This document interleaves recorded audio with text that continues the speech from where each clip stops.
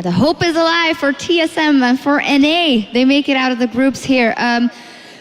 We said before that they couldn't let it go super late games to avoid those super late team fights versus CJ Entus, and it seems like they managed to rack up enough of a lead to even deal with a Mundo that maybe just wasn't was as big yet, and they finished it out quick enough, Monty. Yeah, I think they did a very good job of finding the picks they needed in the mid-game and snowballing off of that. It looked like a much more refined version of that last game that we saw against WE, and yeah, very solid win from TSM to be sure. They didn't let CJ get into that late game power spike.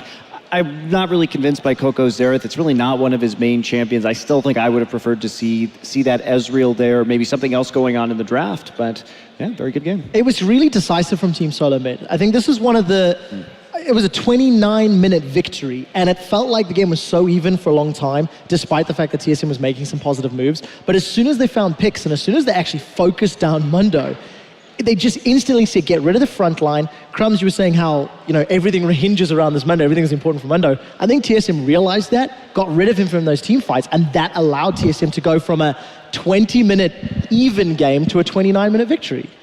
Yes, and I think the biggest thing that surprised me from TSM coming out of this game is the fact that they had no instances of overcommitting for anything. Dyrus with the first pick Maokai, we questioned it, and he performed his role perfectly. We know he's a great on tank. Get him on the good tank, a good engage comboed with the Annie, and really go for these nice flanks, especially the one we saw in the mid lane.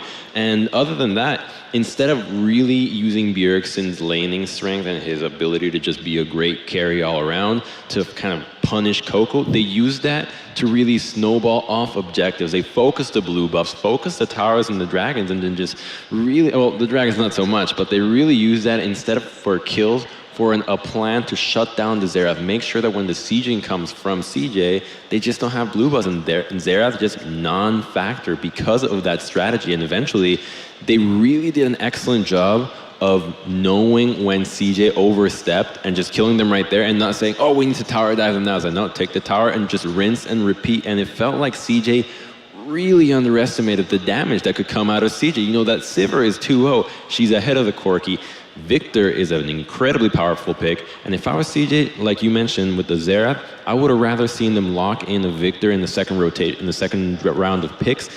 TSM's not going to take a Mundo away. They're not going to take your Leon away. Just get the Victor. You're going to go with an immobile mid lane anyways. Just get the better one. Yeah, I agree with you there. And just watching the execution of that was really good too, because we saw them so consistently when they would go into those team fights, they'd set down the Victor W or engage with an Annie-Sun, and the chaining of CC just kept people locked up. We saw numerous occasions where Shai couldn't even pop his ult, and in fact was popping it probably too late in some of the instances when he got chased down right there.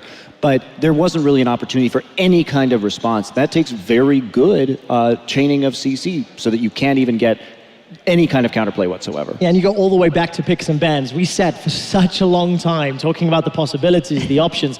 If there were a different supporter disengage, maybe TSM couldn't have run over them as it played out. If that Xerath was something different. For a team that has traditionally not had the greatest of showings internationally, Team Solo Mid have really, really stepped up their game in contrast to what we were expecting. You know, CJ, we knew that they were a little bit fallible. TSM, we didn't necessarily think they could perform to this level. So it's quite interesting to see the dynamic between the two of them. But I still think for CJ, different picks and bans could have maybe changed the outcome of the game, and it's going to be up to them to determine how they change going into the decided match tomorrow. I think what I really liked about this is that so long we have addressed Wild Turtle and Darius perhaps not being able to really fulfill the roles that at times are required to do so.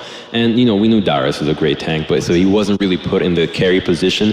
But Turtle really stood out in not being one to be caught out. He was never in the front lines, like taking unnecessary poke. I mean, only one instance where he took a Xerath down and didn't spell shield it, but it didn't matter because the engage had already come out of TSM. Immediately recognizes it, flashes out, doesn't get caught, and this is how he needs to play. Play like this, and the success that they're going to have internationally will just be a lot better. Yeah, and right here finding a win as well. And for now, we're actually going to hear from one of those guys. Dyrus is on stage with Chobra.